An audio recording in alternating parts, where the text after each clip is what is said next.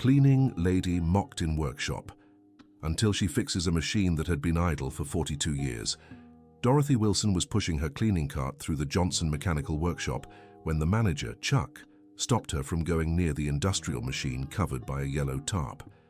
The man shouted that she wasn't even capable of understanding what it was, gesturing with his grease-stained hands. The mechanics laughed loudly, betting among themselves how long she'd last in that job. "Look at this, guys," mocked Joey, the youngest of the group. "Auntie here thinks she can mess with our machines now." Dorothy lowered her head and kept scrubbing the floor with her damp cloth, but her eyes fixed on the idle machine.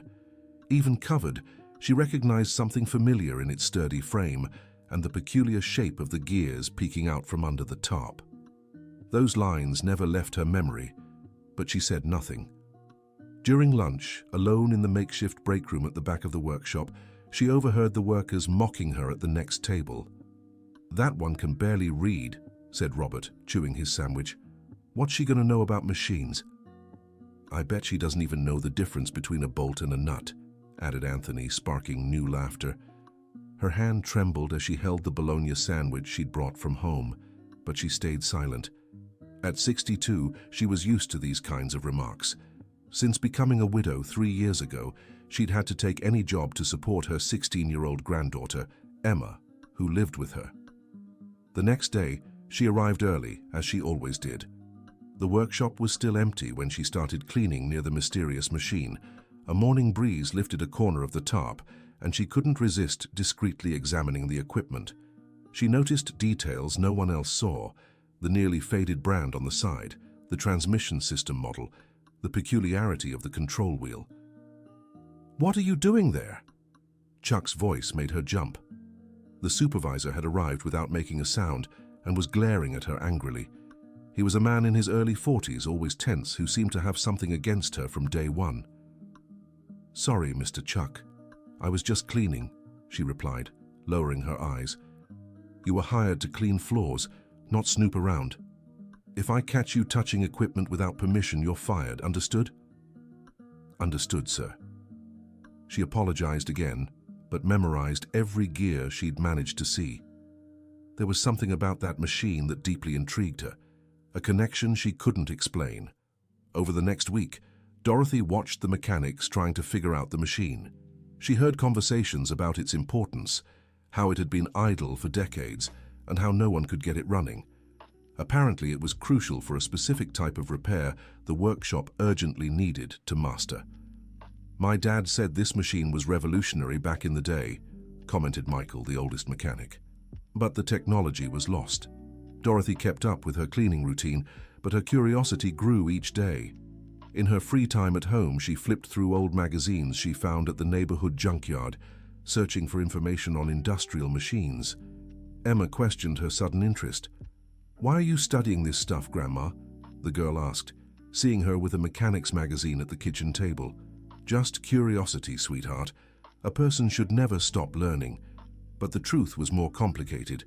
That machine stirred up memories she'd buried long ago, reminders of a time when her life was completely different.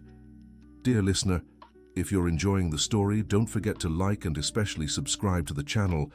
It helps us a lot as we're just starting out. Now, continuing.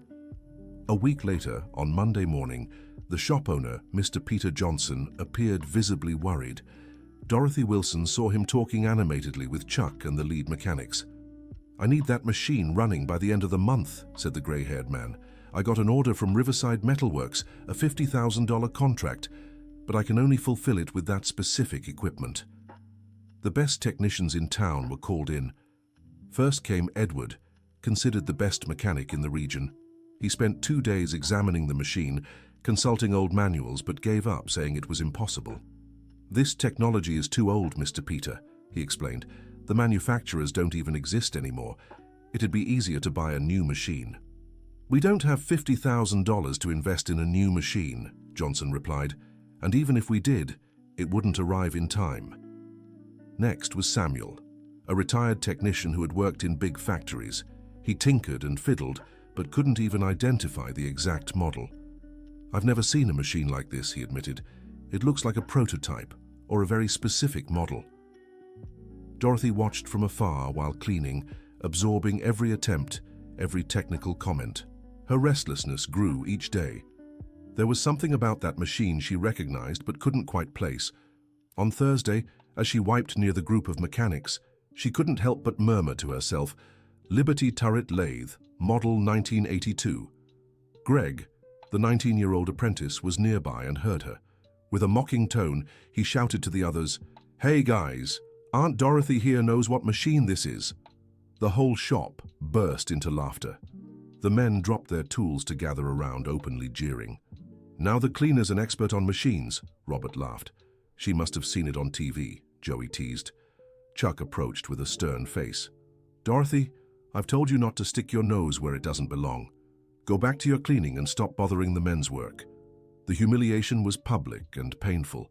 Dorothy felt her cheeks burn, but something inside her rebelled against the situation. She knew she was right about the machine's identification, but then Mr. Peter Johnson, who had heard everything, stepped forward, intrigued. "Hold on," he said. "How do you know the model of this machine?" Silence fell over the shop. Everyone stopped to listen. I worked at a similar factory when I was young," Dorothy answered, her voice trembling. "Which factory?" Johnson asked. "Heartland Metalworks, right here in Minneapolis. I worked there for 15 years before I got married." The mechanics exchanged skeptical glances. Chuck shook his head. "Mr. Peter, with all due respect, women never operated machines this size back then. She must be confusing it with something simpler." Dorothy felt anger rise but kept her composure.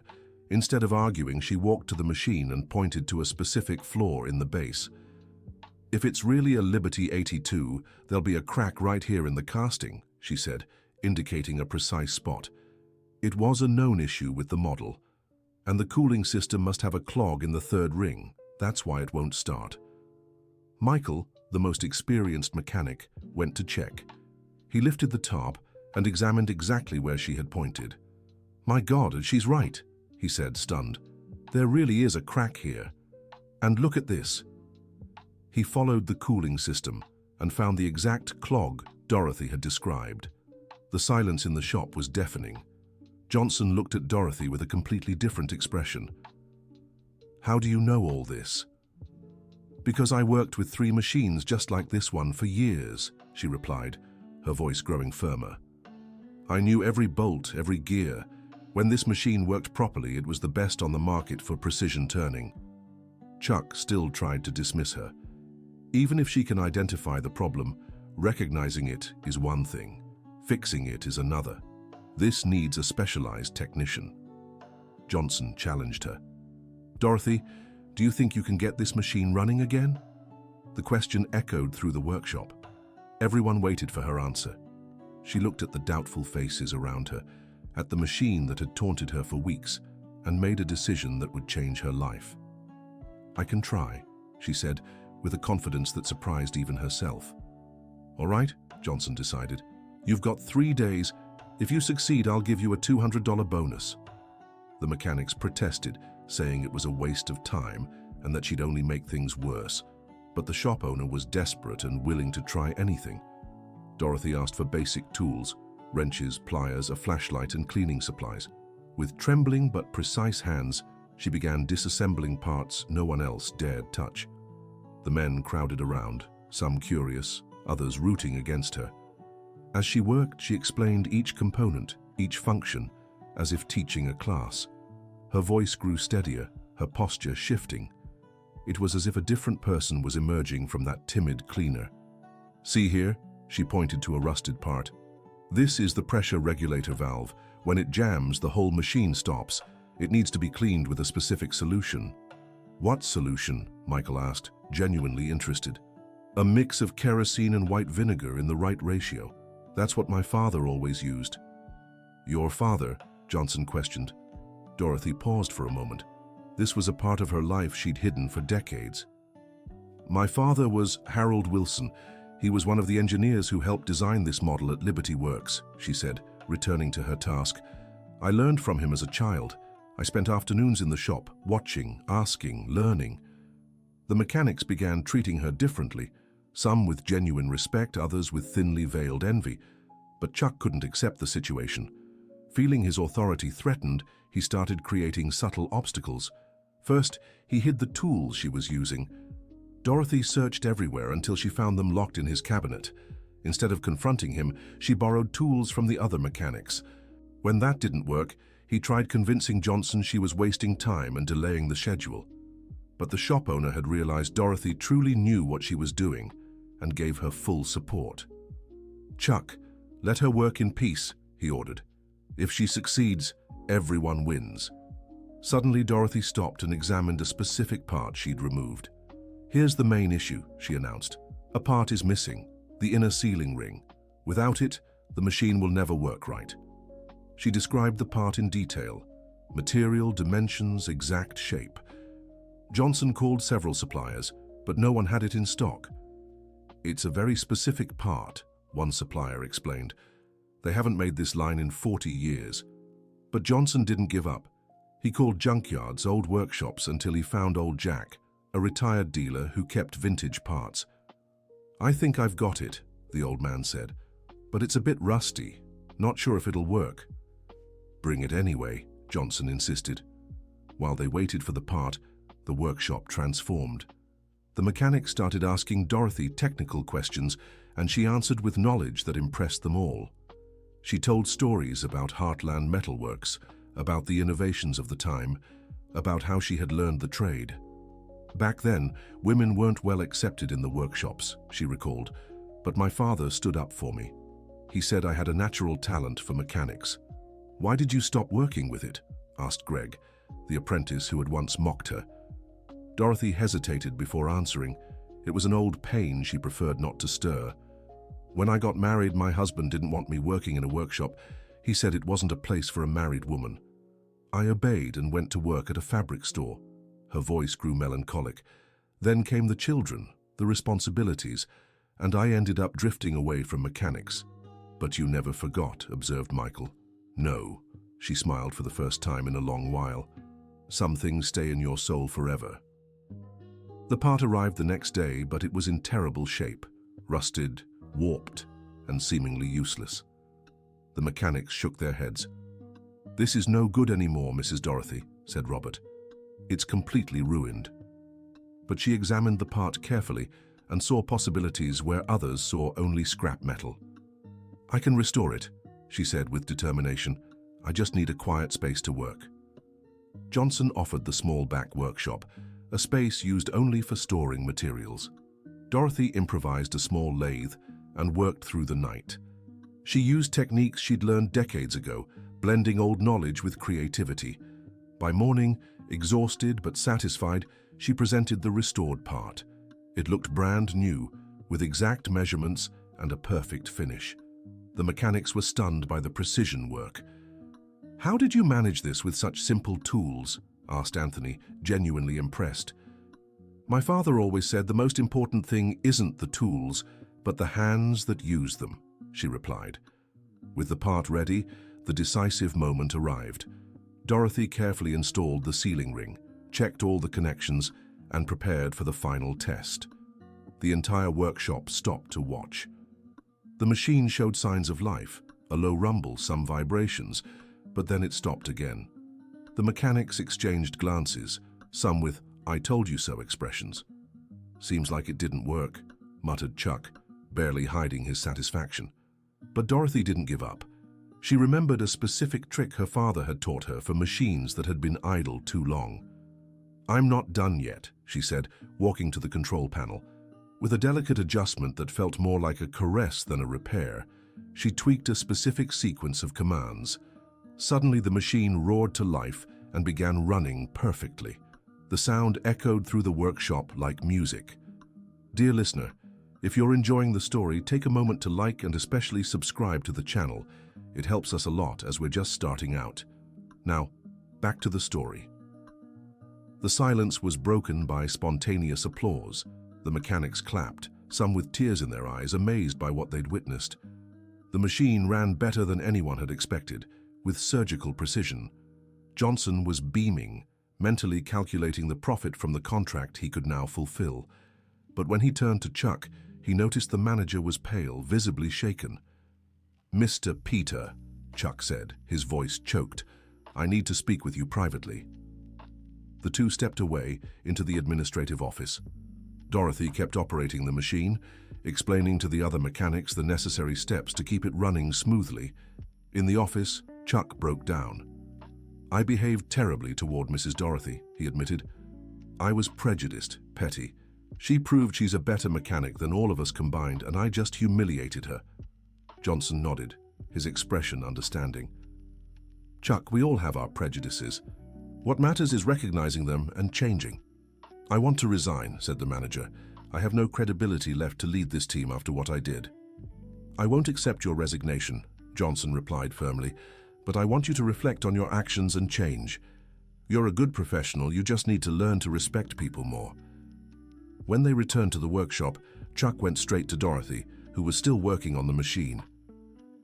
"Mrs. Dorothy," he said in front of everyone, "I want to publicly apologize for my behavior.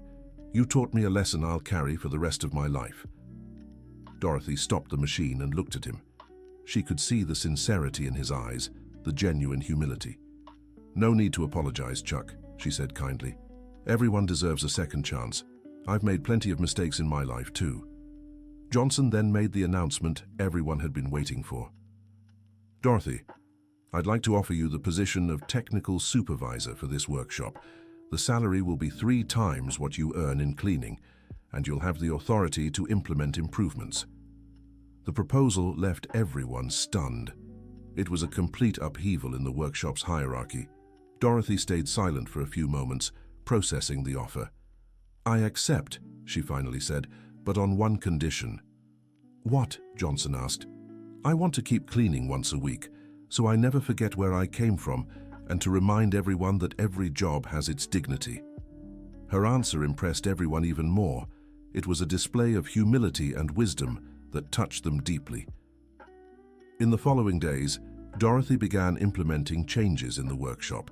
She created a training program where she shared her technical knowledge, but also taught about mutual respect and teamwork. "Everyone has something to contribute," she said during meetings. "Our strength lies in unity, not destructive competition." She established partnerships with local technical schools, creating internships for young people interested in mechanics. Among them, a few girls started appearing, something unthinkable before her arrival. "You'll be the new generation," she told the interns. "Make the most of this chance to do things differently, better than we did." The Johnson workshop began gaining a new reputation in town. Customers praised not just the technical quality, but also the respectful and professional environment. Revenue increased significantly. Chuck, truly transformed by the experience, became one of the strongest supporters of Dorothy's changes. He implemented a zero-tolerance policy for any kind of discrimination. "Mrs. Dorothy taught me that real leadership is about lifting people up, not putting them down," he explained to new employees. Robert, the mechanic who once mocked her, asked to be her direct assistant.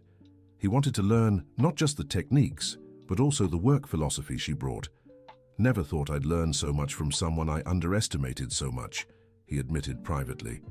Michael, the oldest mechanic, found in Dorothy a partner to discuss advanced techniques. Together, they developed innovative solutions for complex problems. "It's good to have someone who really knows their stuff," he said. "Someone I can talk to as an equal." Even Greg, the young apprentice, completely changed his attitude. He started studying more, asking questions respectfully, and valuing knowledge no matter who held it. "Mrs. Dorothy showed me that age and experience deserve respect," he told his classmates at the technical school. 3 months after the machine's transformation, Dorothy received an unexpected visitor at the workshop.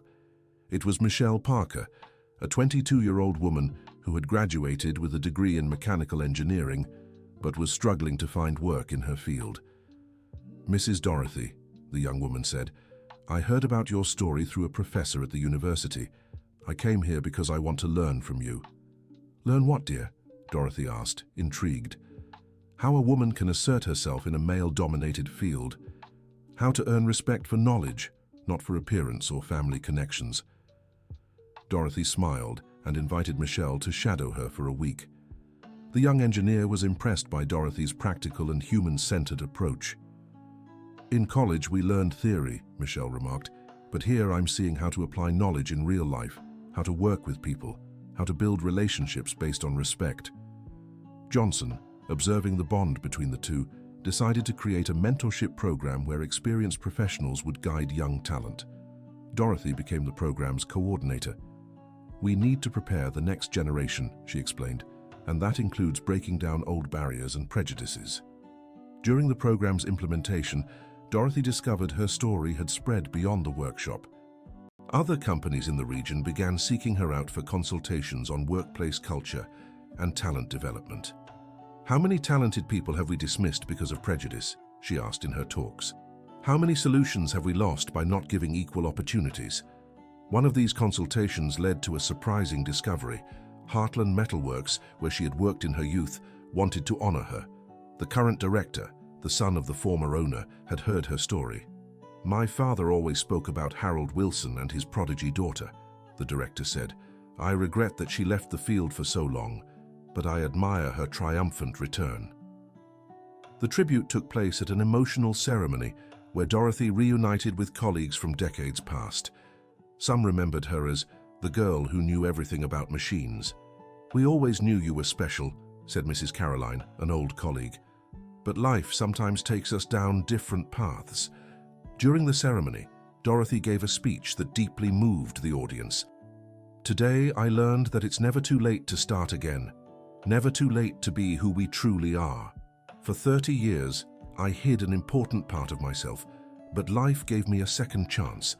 And I'm here to say, take your chances. Don't let prejudice, from others or from yourselves, limit your dreams." After the ceremony, several women approached her, sharing their own stories of hidden talents and postponed dreams. Dorothy realized her experience could help many more people. She decided to write her memoirs, not as a biography, but as a practical guide for those wanting to restart their careers or discover hidden talents. The book would be titled, "It's Never Too Late to Start Again." Writing it brought back many memories. Dorothy recalled her childhood in her father's workshop, her dreams of becoming an engineer, the social pressure to abandon her career, and the decades-long feeling of incompleteness. "Writing has been therapeutic," she told her granddaughter Emma. "I'm making peace with my past." Emma, who at 16 was deciding her own career path, found deep inspiration in her grandmother. "Grandma, I want to study engineering, just like you always wanted, and I want to work with you in the workshop during breaks." "Are you sure, dear? It's still a very male-dominated environment." "That's exactly why," the young woman replied with determination. "Someone has to keep changing things, and I learned from you that change happens one person at a time." Dear listener, if you're enjoying the story, please take a moment to like and especially subscribe to the channel. It helps us tremendously as we're just starting out. Now, continuing. The success of Johnson's workshop caught the attention of other business owners in the area. Many wanted to understand how a simple change in attitude had led to such growth, both technically and financially. Dorothy Wilson was invited to speak at a conference on people management. The theme was hidden talents, how to identify and develop untapped potential. "I myself was a hidden talent for decades," she told the audience of executives. "How many talents like me do you have in your companies without even realizing it?" The talk was a hit. Several companies implemented programs inspired by Johnson's workshop experience.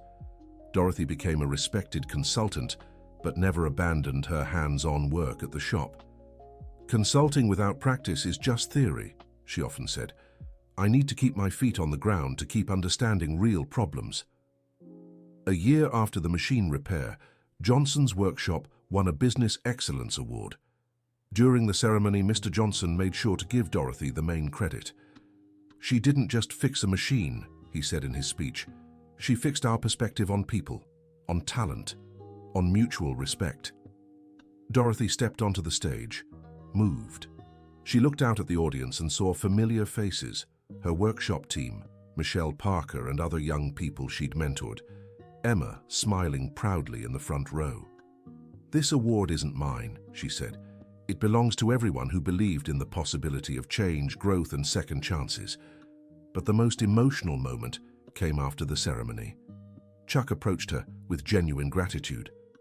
"Mrs. Wilson, I want you to know you saved my career and my dignity. You taught me that leading is about serving, not dominating. And you taught me that forgiveness builds bridges," she replied. "Thank you for having the courage to change." 2 months later, Dorothy received a letter that moved her deeply. It was from a young mechanic in Denver who had heard her story and been inspired not to give up on her studies. The letter read, "Mrs. Wilson, I almost quit my mechanics course because teachers and classmates said women weren't cut out for it. But I heard your story and decided to keep going. Today, I graduated as the top student in my class. Thank you for showing me it's possible." Dorothy cried as she read it. She realized her experience had gone beyond the walls of the workshop and was inspiring people she'd never even met. She decided to expand her mentoring work and created a social project called Timeless Talents, aimed at older adults who wanted to restart their careers or develop hidden skills. The project started small, in a room lent by the local church. 15 people showed up to the first meeting. The diversity was striking. A seamstress who'd always wanted to be an electrician, a retired accountant who dreamed of being a carpenter, a teacher who wanted to learn mechanics. "You're not here to compete with each other," Dorothy said at the first meeting. "You're here to grow together, to support one another." The hands-on classes took place at Johnson's workshop on weekends. Mr. Johnson not only provided the space but also materials and tools. The workshop team volunteered as instructors. "It's rewarding to teach people who truly want to learn," Robert remarked. "They value every opportunity." The project grew quickly. Other workshops in town offered to participate. Technical schools sent students to assist. The city council provided financial support. Within 6 months, Timeless Talents had trained over 100 people in various technical fields. Many found new jobs or started their own businesses. "It's not just about teaching skills," Dorothy explained in interviews. "It's about restoring self-esteem, showing everyone has value, no matter their age." Mrs. Constance, a 68-year-old woman who learned woodworking in the program, summed up the shared feeling. "Dorothy taught me I wasn't too old to start over. I was just too scared to try." The program's success caught the attention of universities. The University of Minnesota invited Dorothy to give a talk on lifelong learning and professional reinvention. "Society wastes talent when it considers people too old to learn new things," she told the education students. "We need to change that limiting mindset." The talk was recorded and went viral on social media. Dorothy received messages from across the United States from people wanting to start similar projects in their cities. "Grandma, you're famous," Emma said, showing her the online comments. "Not famous," Dorothy replied, "just useful. And that's much better." 3 years after fixing the machine, Dorothy's life had completely transformed. She'd become a national reference for late-blooming talent development and workplace inclusion. But what made her proudest wasn't the awards or recognition. It was seeing the lives she'd touched, the changes she'd inspired, the barriers she'd helped break. Johnson's workshop had become a model for inclusive, respectful workplaces. Employees from other companies regularly visited to learn from their practices. The machine she'd repaired still ran perfectly, becoming almost a symbol of the company's transformation. Johnson placed a plaque beside it, in honor of all the hidden talents waiting for just one opportunity. Chuck had become an exemplary leader, known in the region for developing talent and fostering harmony. He always credited his transformation to Dorothy's example. Michelle Parker became a partner at an industrial consulting firm and often collaborated with Dorothy. She represented the new generation of professionals who valued skill over prejudice. The Timeless Talents program had expanded to 23 cities in 5 states. Each branch upheld the same principles: respect, inclusion, and maximizing human potential. Emma was in her 2nd year of mechanical engineering and already interning at Johnson's workshop during breaks. She'd inherited not just her grandmother's technical skill, but also her knack for working with people. "I want to be like Grandma when I grow up," she told her friends. "Strong, wise, and able to change lives." One Friday morning, exactly 4 years after fixing the machine, Dorothy arrived at the workshop for her weekly volunteer cleaning. It was a ritual she kept religiously, to never forget her roots. As she mopped the floor, she reflected on her journey. 4 years ago, she was just a humiliated, underestimated janitor. Now she was a respected consultant, mentor to hundreds, and a symbol of resilience. But what moved her most was seeing how her story had inspired broader cultural change. Companies began valuing mature experience more. Trade schools created programs for adults, and society started questioning age-related biases. "Good morning, supervisor," greeted Greg, now a certified mechanic at the workshop. "Good morning, Greg," she replied, smiling. "How's our machine today?" "Running perfectly, as always," the young man said. "Just yesterday, we landed a big new contract thanks to the quality of its work." Dorothy Wilson walked up to the machine and gently stroked it, as she always did. It was more than just equipment. It was a symbol of her own transformation. "Thank you," she whispered to the machine, "for giving me the chance to show who I really was." Just then, a group of visitors arrived, business people from New York, who wanted to see the famous Johnson workshop. Johnson himself was leading the tour. "This is our technical supervisor, Dorothy Wilson," he introduced, "the person responsible for all the changes you're seeing here." The visitors greeted Dorothy respectfully. One of them remarked, "We've heard about your story. It's inspiring to see how a company can completely transform its culture." "The change didn't come from the top down," Dorothy explained. "It came from recognizing that every human being has value and potential. When we respect that, extraordinary things happen." After the tour, Dorothy sat in her office to review the plans for the Timeless Talents project for the next year. There were proposals for international expansion, partnerships with universities, and even a documentary about the project. But her thoughts were interrupted by a phone call. It was Michelle, now her business partner in their consulting work. "Dorothy, I just got an amazing offer," Michelle said excitedly. "An international foundation wants to fund expanding our project across Latin America." "That's wonderful," Dorothy replied, "but let's take it slow. Growth without quality means nothing." "I knew you'd say that," Michelle laughed. "That's why our partnership works so well. You teach me patience and wisdom." After the call, Dorothy looked out her office window and saw Emma arriving for her afternoon internship. The young woman greeted every employee with warmth and respect, showing she had learned her grandmother's lessons well. What a beautiful afternoon, Dorothy thought. Everything in its place, everything working in harmony. At 5 o'clock, as she always did, she gathered the team for their daily review. It was a time for feedback planning and, most importantly, strengthening bonds. "How was your day?" she asked, genuinely interested in each person's answer. Robert shared how he'd solved a complex problem using a technique he'd learned from her. Anthony talked about a young intern he was mentoring. Michael pitched an idea to further improve production efficiency. "I'm proud of all of you," Dorothy said. "Not just for your technical work, but especially for how you treat each other and welcome newcomers."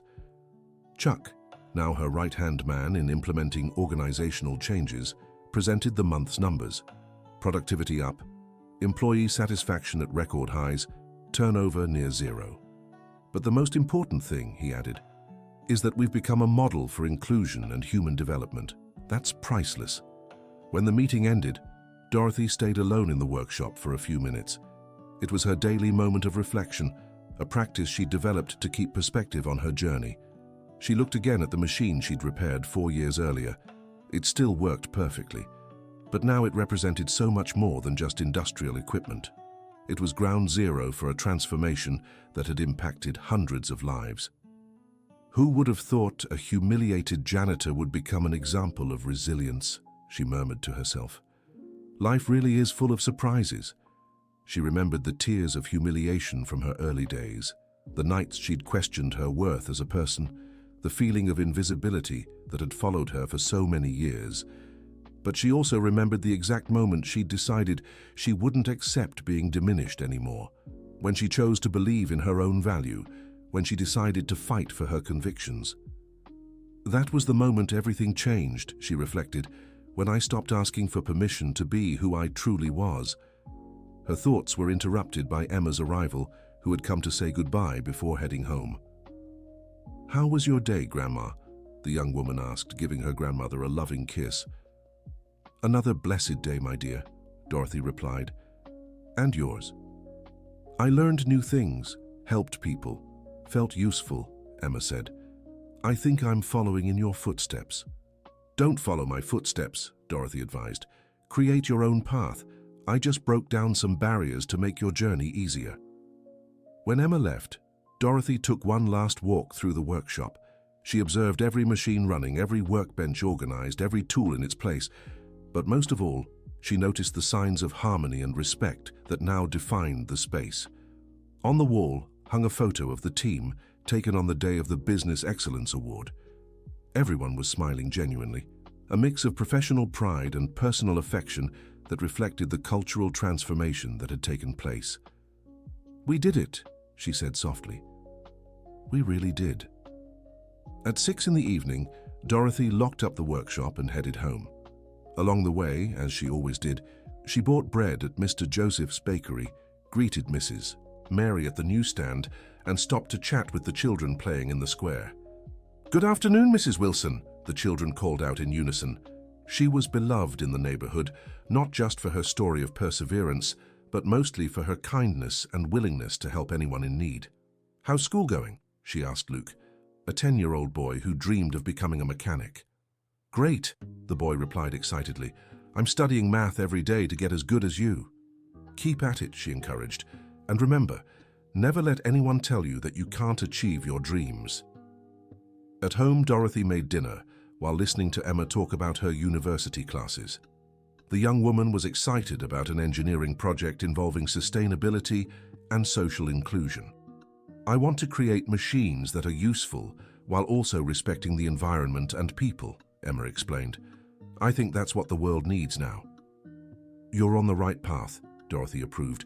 "Technology without humanity is meaningless." After dinner, while Emma studied, Dorothy settled into her favorite armchair to read. She was revisiting The Great Gatsby, a book she had discovered late in life but now found fascinating. It's never too late to discover new things, she thought, even the joy of reading. At 9 in the evening, she got a call from Michelle with good news about the international project. 2 foundations wanted to fund expanding timeless talents to 10 countries in Latin America. "This will be challenging," Dorothy remarked, "but imagine how many lives we can touch." "With your experience coordinating, I'm sure it'll work out," Michelle said. "You have a special talent for inspiring and organizing people." After the call, Dorothy got ready for bed. It was her moment for daily gratitude, a practice she had developed to never forget how much her life had changed. "Thank you for another day," she whispered.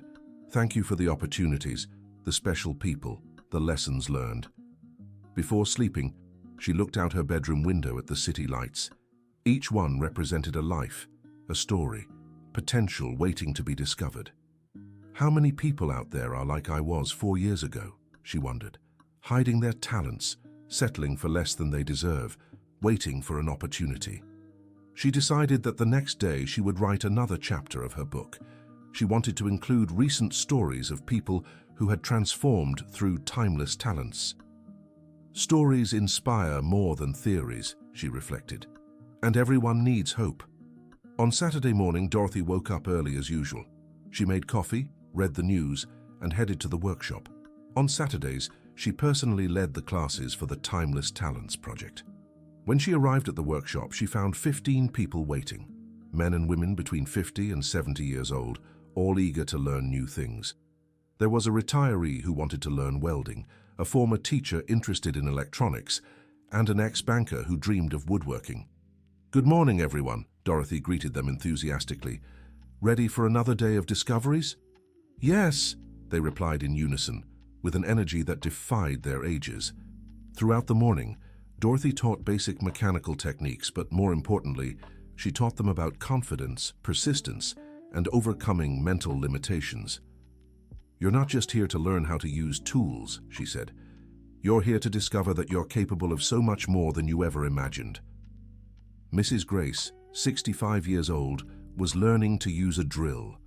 Her hands trembled at first, but little by little, They grew steady and precise. "I never thought I could do this," she said, proud of her first perfectly drilled hole.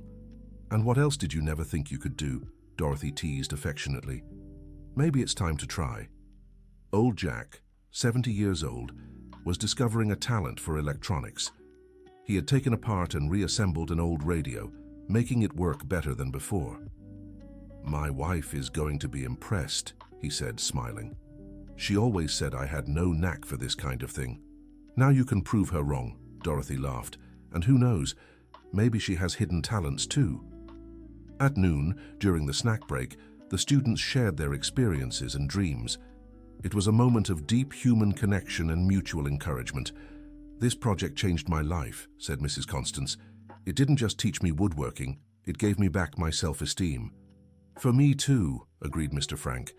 "Here, I learned that age is just a number, not a limitation." Dorothy listened to these testimonials with emotion. It was confirmation that her work was making the difference she had hoped for. In the afternoon, some of the workshop's mechanics arrived to volunteer. Robert taught welding, Michael demonstrated lathe work, and even Chuck showed up to help with organization. "It's so rewarding to see how everyone has embraced this cause," Dorothy thought. "The transformation has been truly complete." During the class, a surprise arrived. A group of engineering students from the university, led by Michelle, came to offer their help as volunteers. "We want to learn from you too," Michelle told the older students. "Life experience is priceless." The interaction between generations was magical. The young people brought energy and up-to-date technical knowledge, while the older students contributed practical wisdom and patience. "This is what I dreamed of when I started the project," Dorothy murmured to Michelle. "True integration between generations." At 5 in the afternoon, the class ended with a gathering. Everyone shared a snack and talked about future plans. Some students had already found work in the field, while others planned to start small businesses. "Next week, we'll have a special lesson," Dorothy announced, "about how to turn your skills into income opportunities." When everyone had left, Dorothy stayed alone in the workshop, organizing materials for the following week. It was work she did with pleasure, thinking of each student and their specific needs. At 6 in the evening, Emma arrived to help with the cleanup. Grandmother and granddaughter worked together in harmonious silence, each lost in their thoughts. "Grandma," Emma said after a while, "I want to write my thesis about the Timeless Talents Project." "What an interesting idea," Dorothy approved. "Which aspect do you want to focus on?" "The psychological impact of continuing education on the self-esteem of mature individuals," explained Emma. "I think it could be useful to scientifically support what you all do here." "It would be wonderful to have scientific data," Dorothy Wilson said enthusiastically. "That could help expand the project with more credibility." When they finished organizing, grandmother and granddaughter walked home together. The sun was setting, painting the sky in shades of orange and pink, creating a moment of serene beauty. "Grandma, do you regret anything in your life?" Emma suddenly asked. Dorothy thought for a few seconds before answering. "I regret wasting so much time hiding who I really was," she finally said. "But I don't regret the hard years because they prepared me to value opportunities when they came." "Do you think I'm on the right path?" the young woman asked, a rare vulnerability in her voice. "You're carving your own path with courage and intelligence," Dorothy replied. "That's all anyone can ask from life." On Sunday, Dorothy had a quieter day. She went to Mass in the morning, had lunch with Emma, and spent the afternoon writing her book. She was working on the chapter about how to identify hidden talents within yourself. She wrote, "Often our greatest talents are hidden behind fears, prejudices, and social expectations. The first step to uncovering them is to question the limitations we've accepted without question." As she wrote, she remembered every person she had met through the project, every story of resilience, every moment of discovery. All these experiences deepened her understanding of human potential. The phone rang, interrupting her thoughts. It was Johnson, calling with good news.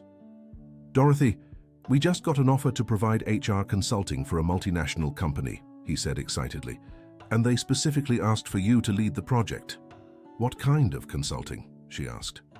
"They want to implement a program for leveraging mature talent in their branches across the United States," Johnson explained.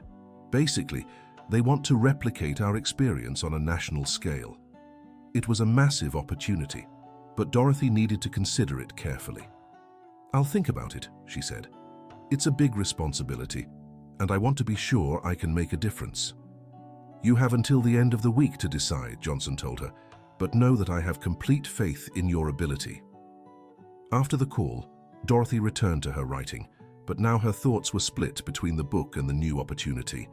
It was the kind of decision that could impact thousands of lives. "How do I know if I'm ready for such a big challenge?" she wondered. "How can I be sure I can maintain the quality of work on such a large scale?" She decided to talk to the people she trusted most before making a decision. Monday would be a day of consultations and deep reflection. On Monday morning, Dorothy arrived at the workshop with a full schedule of important conversations. First, she met with her core team to discuss the multinational's proposal. "It's a unique opportunity," said Chuck. "Imagine how many people could benefit." "But it's also a risk," Michael cautioned. "If it doesn't work out, it could hurt our reputation." "What do you all think we should consider?" Dorothy asked, valuing each person's input. Robert raised an important concern. "We need to make sure we can uphold our philosophy even in a big company. It can't just turn into a bureaucratic program."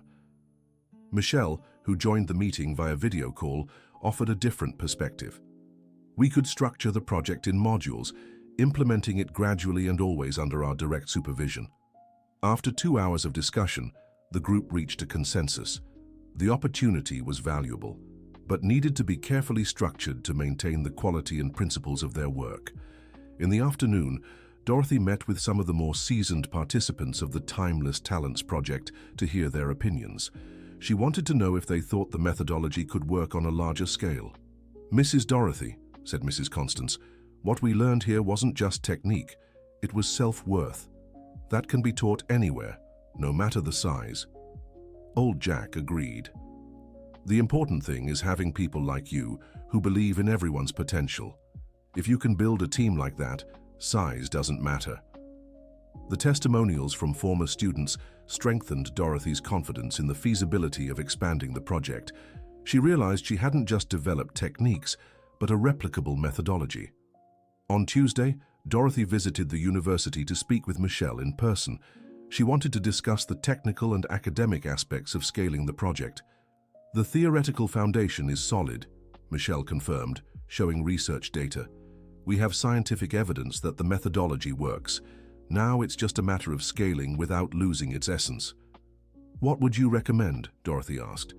"Start with a pilot program in 3 branches," Michelle suggested. "Test the implementation, adjust the processes, and then expand gradually." The conversation lasted 3 hours and resulted in a detailed implementation plan. Dorothy felt more confident about taking on the challenge. On Wednesday, she had a decisive talk with Emma. She wanted to understand how her granddaughter viewed her journey and if she thought she was ready for this step. "Grandma, you turned a small workshop into a national reference," Emma argued. "You've already impacted hundreds of lives directly and thousands indirectly. You're more than ready." "But what if I can't maintain the quality of the work?" Dorothy voiced her biggest concern. "You won't be doing it alone," Emma reminded her. "You'll have a team, you'll train people, you'll create a replicable model. That's exactly what the world needs." The conversation with Emma was decisive. Dorothy realized she had been thinking too small, limiting her impact out of fear of not being good enough. On Thursday, the final day of the deadline, Dorothy called Johnson with her decision. "I accept the challenge," she said, "but with a few conditions." "Which are?" Johnson asked. "First, we start with a pilot program to test our methodology. Second, I maintain full autonomy over the educational aspects. Third, if at any point I feel we're compromising quality, I can reassess our involvement." "Perfect," Johnson agreed. "That's exactly what I hope to hear." In the following months, Dorothy devoted herself intensely to preparing the pilot program. She developed teaching materials, trained a team of facilitators, and established strict success metrics. The pilot was implemented in branches in New York, Los Angeles, and Chicago. The results exceeded all expectations: increased productivity, improved workplace morale, and the discovery of previously underutilized talents. The numbers are impressive, Michelle reported after 6 months, but the most important thing is seeing the transformation in people. End of story. Now tell me what you thought of this story of perseverance and where you're following us from.